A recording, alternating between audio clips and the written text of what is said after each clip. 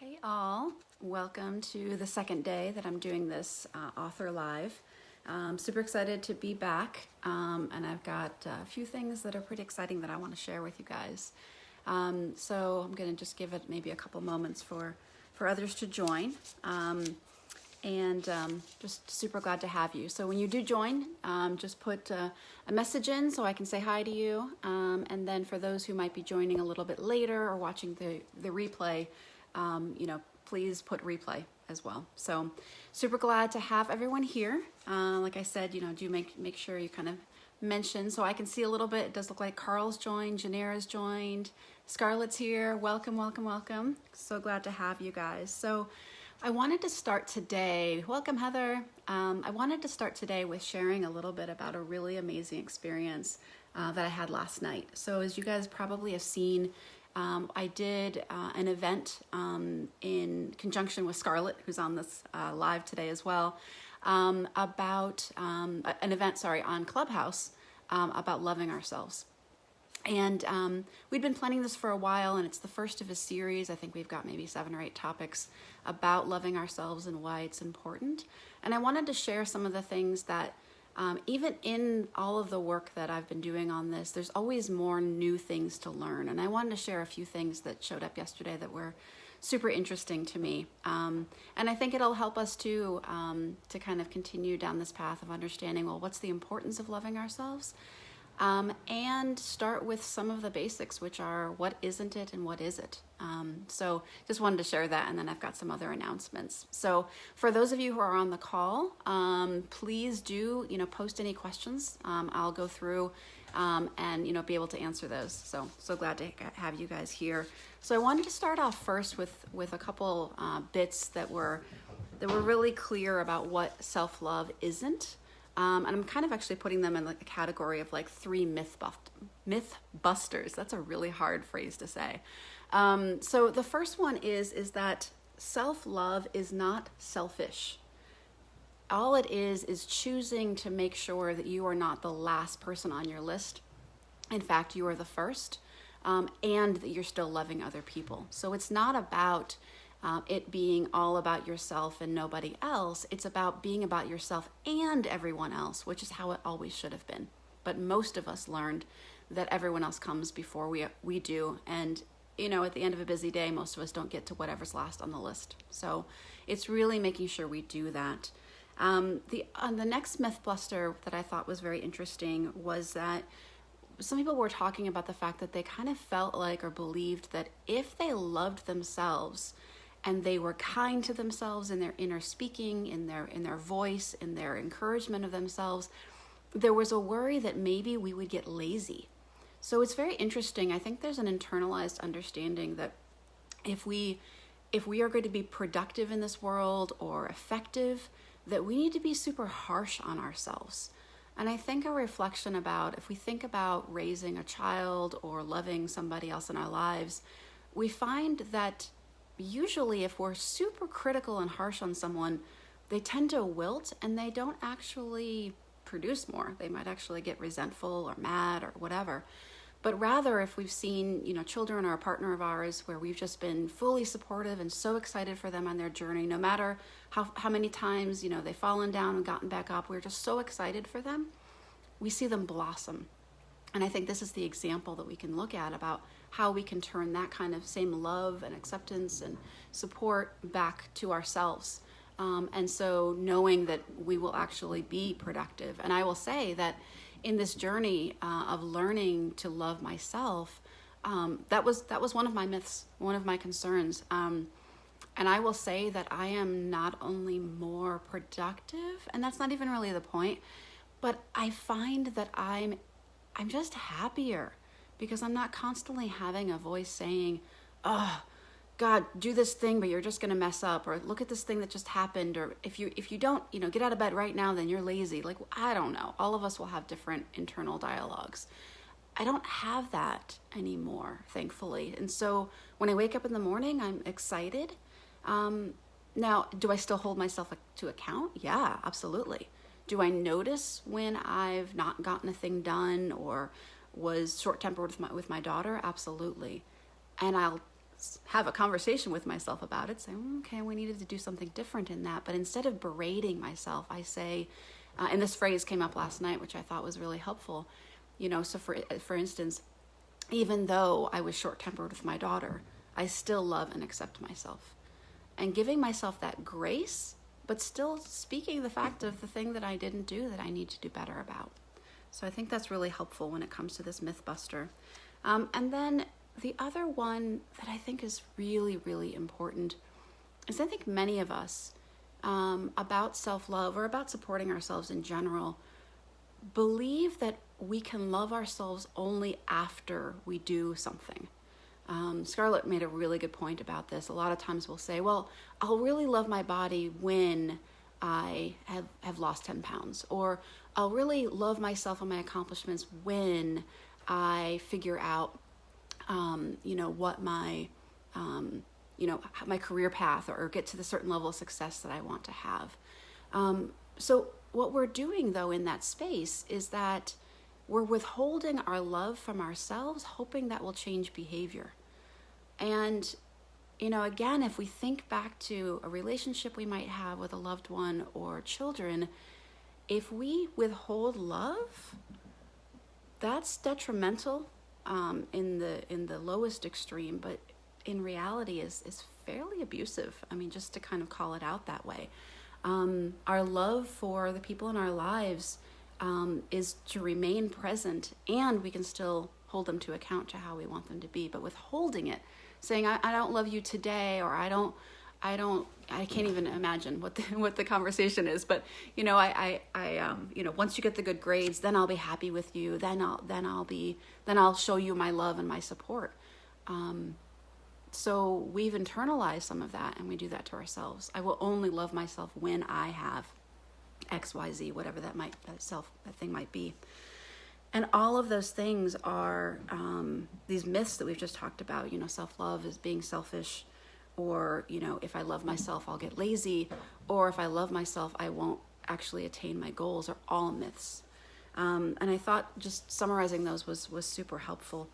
I think one of the things, and maybe some things I want to kind of leave the conversation, this conversation about self-love could literally be days and hours of a course, right? And in fact, I'm thinking about doing that. So, and Heather, good point. Yes, love is not conditional. Absolutely. When it's real love, it is fully unconditional and with eyes wide open about holding ourselves and others accountable. Yeah, exactly. Even self-love is unconditional. Exactly. And so what I want to do is just share just a few more snippets about a couple other things. And I think one of the ways we can think about self-love is it's a state of being as well as the actions we do for ourselves. So yesterday I kind of focused a little bit on some of the actions, but really thinking about this idea of it being how we are with ourselves, living in a space of believing that everything is possible for ourselves, living in a space of knowing and truly accepting that we are perfect for where we are in our lives right now. There is nothing to be fixed, and there is only growth available in the future. So there's nothing that leaves us in a space of believing there's something missing when we truly love ourselves. And so when we can live in that space, and then we can get excited about the future of, oh, okay, what can I do tomorrow that's new and different and helps me to grow? And so, as I already mentioned, it's about not waiting until something happens in our lives. It's about choosing today to love ourselves now. Just doing that. And it's not similar, but I think it adds on to a reflection I had yesterday, which is that our loved ones, the Creator, God, whoever we connect with, the universe in general, already loves us. We're kind of the ones that are late to the game, late to this party.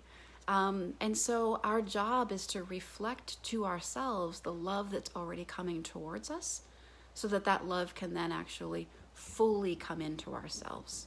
And we can live from a place of love and live from a place of abundance and growth and opportunity, rather than a place of scarcity or belief that things aren't possible, criticism, and blame. And all these things that I'm mentioning, of course, it's not like you just believe it and then it changes.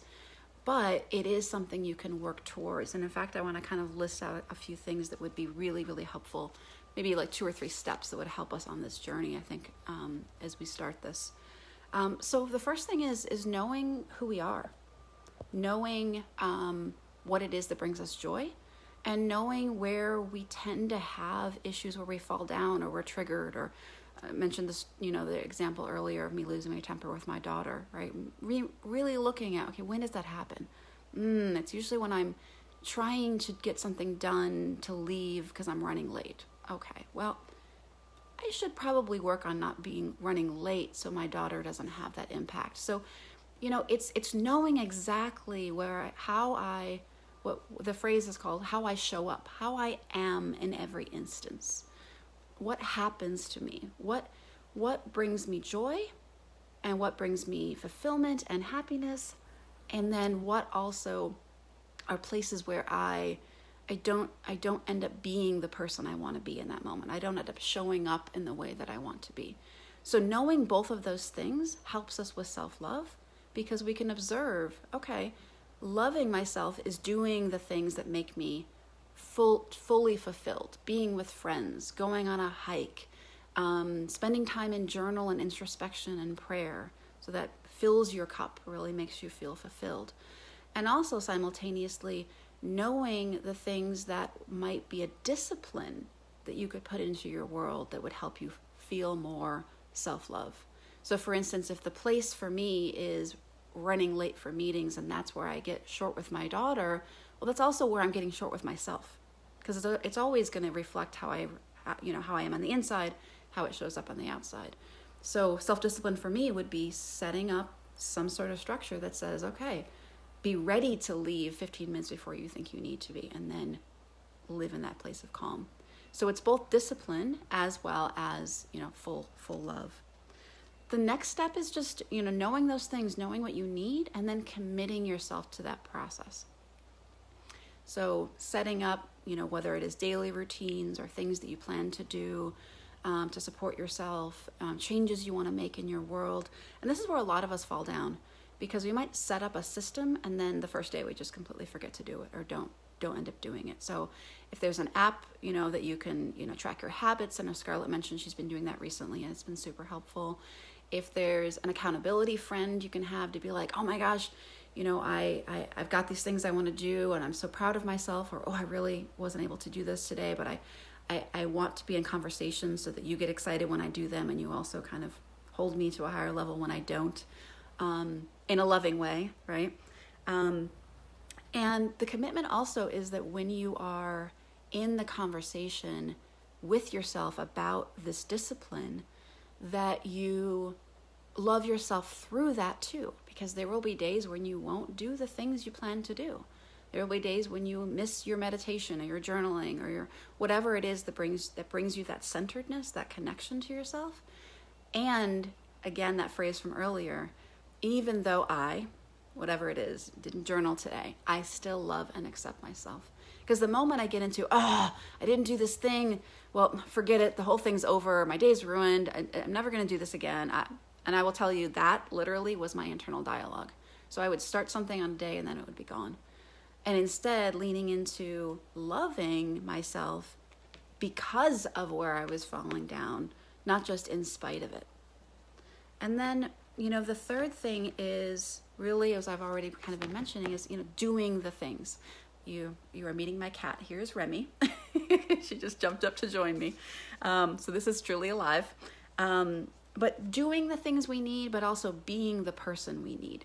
So I think this is a really good, and in terms of this work that we do in loving ourselves, remembering it's both an action as well as a state of being. It's both a doing and a being. It's both a structure and a flow, whatever you want to think of in that.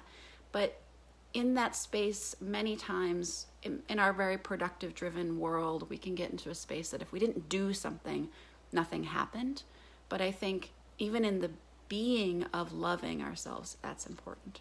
So yeah, Engineer, I see your post about self-discipline is important, but so hard. Absolutely. And I will say, in full disclosure, that growth itself is a circle, it's a spiral, it does move upwards. But I'm currently in a cycle right now where I'm struggling with discipline, even today, right? And so it doesn't mean that I'm, that any of us talking about this self-love have it down, or even have self-discipline down, or have this internal dialogue of support down, but we're working on it. And so you're not alone, definitely. And Heather, absolutely, the self-discipline, and then hearing the negative self-talk that happens after it, that ends up being a spiral downwards, right? I didn't do the thing, and then I tell myself that means I'm lazy, and then I don't do the thing even more, and they just keep going. Instead, if we can look at how do we spiral up, how do we maybe not do the thing or do the thing and still love ourselves, and the next day do more of the thing, and then support ourselves and be, my nose is itching, be more of that cheerleader for ourselves, because that's really ultimately the goal. So anyways, there's enough, that I've gone over, but, I'm hoping this bit of the conversation that we had on Clubhouse last night, the summary of at least my takeaways from it are helpful to you guys. And especially I know that Clubhouse isn't available to everyone, so I don't want that to be an exclusive space. So what I plan to do is share when I can about what's coming up there and what we're learning with everyone. And what I say exclusive, it's not accessible, because if you don't have an Apple device, it's not yet open, but apparently they're going to be changing that soon. So just to be very clear about that. So those are the things I wanted to mention about the self-love, self-discipline. I'm glad that, that kind of came up as a resonance for some people on this call. And wonder, before I switch to some other topics, if there are any questions about that, or any other, thoughts or reflections. Okay, and then as a reminder for those that might be joining us after this, a reminder to put in replay. And then if I haven't yet said hi to you, Femi, welcome. Didn't see you earlier. If I haven't yet said hi to you, and Burton, welcome. Then put a little note, because I don't necessarily see all the names, but I do see all your comments. So yes, and Burton, absolutely, little by little, day by day, and I would even add to that moment by moment, right? I used to have a feeling where I would try to, have a certain things I wanted to do that day. And if halfway through the day I'd already missed some of my targets, then I'd be like, forget it, my day is over.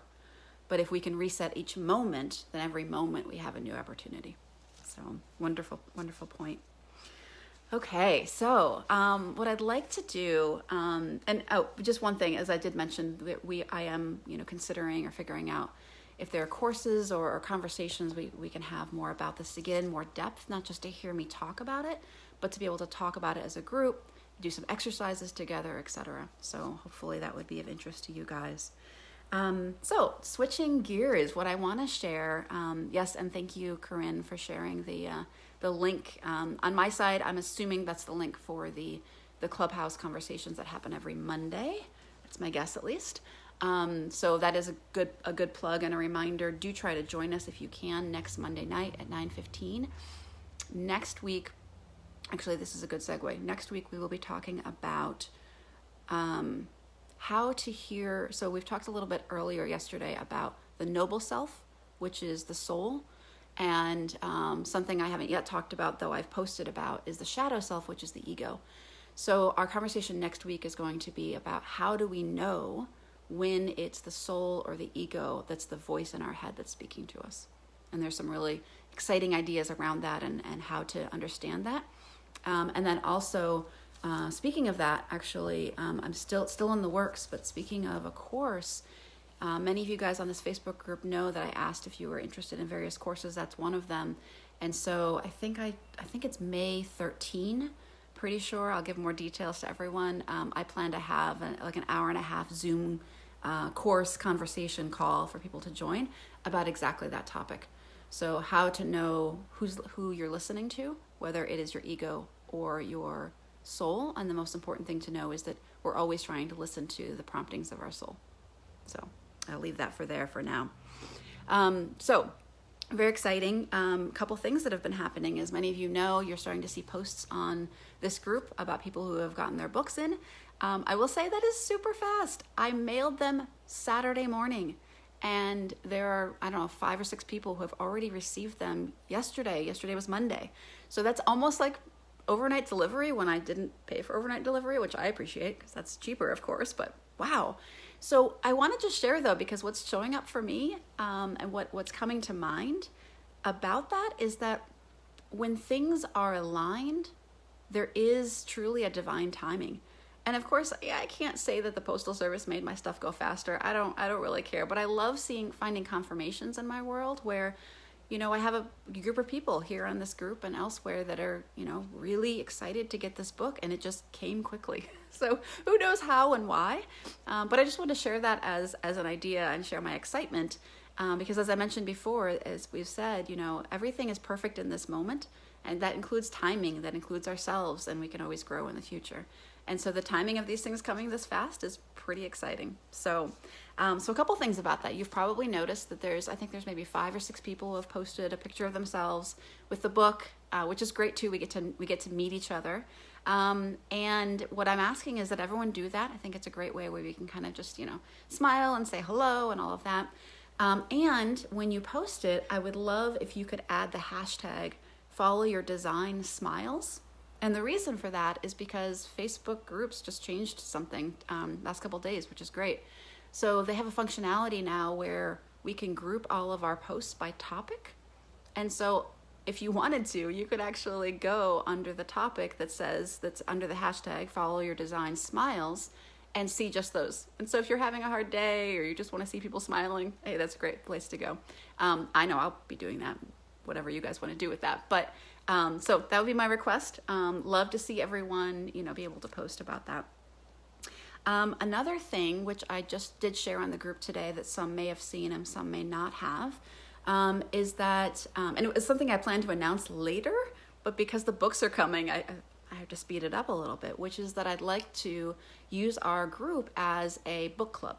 So how I see this happening is I'm going to be asking different people from our group, or anyone who signs up and says, hey, I'd like to do this, to have a specific chapter that they post about their what were your inspirations, reflections, thoughts about it, even questions you're not so sure about still to share, and then post like 1 or 2 reflection questions for everyone else. So it kind of ends up being a discussion, a conversation. So with those posts, because people might be joining our book, our book club later, right? People might, buy this book, or I hope will buy this book months from now, and then join this group. They can actually search under a topic if we also do a hashtag for those. So this one is Follow Your Designs Book Club. That makes sense, right? And then it'll allow all of those posts to be in the regular feed so everyone can see it, but also in the separate topics. So that, anytime that someone has joined us, or maybe you get your book now, but you don't have time to get to it, which is, obviously fine. You can always go back, and please feel free to add comments at any time. We'll get notifications. We'll see it. The conversation will continue going because people will continue in this conversation. So I wanted to share about that. I'm not going to start that yet, the book club itself, until maybe the end of this week or beginning of next. I don't know. I want to, get a sense that, a majority of people have gotten their book before we start it. So we'll let you guys know. Also, I reached out to one friend, Scarlett, on this call, specifically to ask her if she would do one of the chapters, because she had said, she's local here, so she had been able to read this portion and it really impacted her. And I said, oh, can you do this? Can you do this one chapter? She's like, yes, absolutely. And she then said, well, do you want people to do posts or videos or lives? Hadn't thought about that. So at the minimum, a post. If you happen to be comfortable being on video, we'd love to see your smiling face.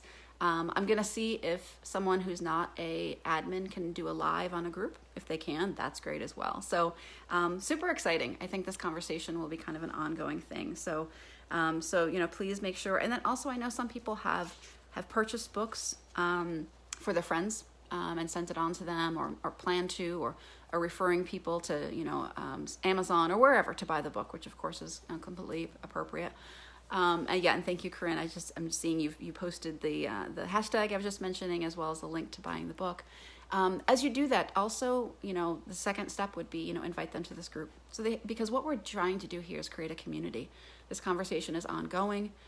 What I'm learning One is always a work in progress, so I really love to hear feedback. If there's part of a model or an understanding that there's something I'm missing from it or something I can look at differently, I want to hear that. As we continue to have this conversation, we'll all continue to learn more, and it will kind of advance this conversation overall. So I just wanted to share that. So in terms of the things that I wanted to mention today, we started off with talking about some of the summary of the self-love, and then some of these kind of exciting things that are happening. I wanted to open this up for, any questions. And for those of you even who are joining on the replay, if you have questions, please feel free to write them. I will, check and see if there's comments and respond back to them. So wondered if there was any questions or reflections that anyone has in this conversation. Okay, so I'm so excited about, everyone who's been able to join today, those of you guys who will be able to join later for the replay, and just really like overall, to be honest, the whole ability for us to create a community where we can really support each other, and where we can really kind of show up authentically, where we are and who we are. I appreciate even on here, both Heather and Janira saying I struggle with discipline. That might take a little bit to share, but when you share, then others realize they're not alone. So it really is wonderful to kind of lean into that. Burton's got a couple questions actually. Okay, so yeah, I will let you know the answers. So one of the questions is, when did you decide to write your book? Oh gosh, so this is a really interesting story. I'll keep it short, but I'll do a longer conversation about this in one of my lives this week.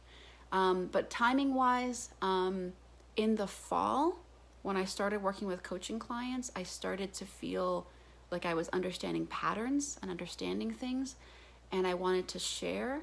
And what I understood was that I'd been learning all of this all the way along. So what I share with you guys here is some of that, as well as poems that I'd written over the last couple of years in my transformation, some very vulnerable Facebook posts that I had shared before. So I started to kind of pull that together. But I want to do a kind of a more whole session on exactly how that all happened. But it wasn't that long. And when I talked about divine timing, where things just fell into place, when it was aligned and ready to go, this is where I needed to be. And so it just all happened. So, and who did you use for your mailing service? I know, right? You're talking about how quickly it all came. That was the Postal Service. And of course, we all know that they've struggled in the last, 6 months, if not more. So I will say I might add in there a little bit of the potential for, angels, God, whoever, to have maybe, moved some things as well. So I think it's a combination, but yep. And then, yes, Scarlett, thank you. Yeah, excited to discuss the book chapters. Yes, absolutely. So am I, and glad that that's going to be coming. And then Jamalie, welcome, first of all. And would you recommend your book for teenagers? I would absolutely say yes. This is a book that I hope is accessible. I was hearing back from another friend who's on here, Heather, about how she was noticing that because I share my story so clearly, that it becomes very accessible to anybody. And so I would say so. I have a teenage daughter. She has read it and did appreciate it. So yeah, that's a great question, Jamalie, and I hope it helps with the teenage girls in your household, and others as well. So that's a great question. Welcome, Allison. Wonderful. Okay. I love the questions. I love the conversation that we've had. Wonder if there's any more questions before we close for today. As you guys know, on Facebook Live, as soon as this video, so if you're joining later in the conversation, within like 5 minutes or so of me finishing, it usually posts. So you can come back in and listen to the rest of it. And as always, anytime, post any questions you might have that come up as you're listening to everything here. So I think what I'd love to do is to close for today. Thank you so much for everyone for joining. I loved the conversation, the questions, and this really offers me a place to process and to share with you guys. So So what I'm going to do, Burton, I'm going to note down the question you just shared now. Some of your questions are ones I was planning on doing anyways in a larger conversation. So in terms of your conversation about being in the zone, I'll share more about that. And then also more of the origin of the book, and also just me finding my own design. Like, what's the whole story behind that? And then Heather, thank you very much. Exactly. Yeah, the book, people are telling me the book is very relatable and easy to read and understand. So it is definitely available for everyone. So wonderful conversation today. Thank you guys so much, and hope you can join in live again during the week. And if not, catch my replays. So wonderful. Love you all. Take care.